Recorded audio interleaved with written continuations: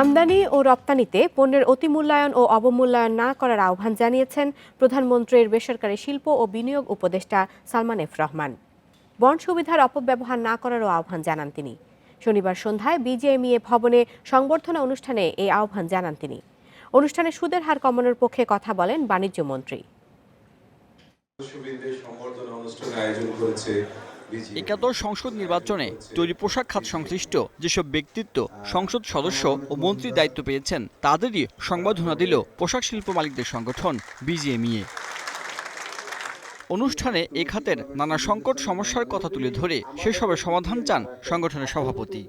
ব্যাংকগুলো হলো এরকম যে আজকে যদি কোনোভাবে টের পায় যে এই ফ্যাক্টরি একটু সমস্যা আছে, তাইলে আস্তে করে বৃষ্টির দিনের মতো মাথার থেকে ছাতাটা সরায় ফেলে। আপনি বৃষ্টিতে ভিজে আপনি জ্বরে আসেন, মরে যান। এই জন্য আমাদের জন্য একটা এক্সিট প্ল্যান অবশ্যই দরকার।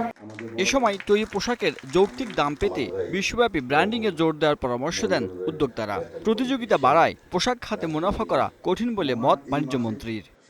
ব্যাংকের ইন্টারেস্ট কিন্তু আমাদের জন্য সত্যিই কষ্ট, এটা আমরা কুলাতে পারছি না। কোথায় গার্মেন্ট ব্যবসা করে 12-13% দেওয়া হইল আমাদের পক্ষে সম্ভব, আমরা টিকতেই পারবো না। পোশাক খাত ছাড়াও সব ব্যবসায়ীদের জন্য ওয়ান স্টপ সার্ভিস চালু করে ব্যবসার পরিবেশ উন্নয়নের কাজ চলছে বলে জানান প্রধানমন্ত্রীর উপদেষ্টা। ব্যাংক সুদের হার কমাতে উদ্যোগের কথাও জানান তিনি।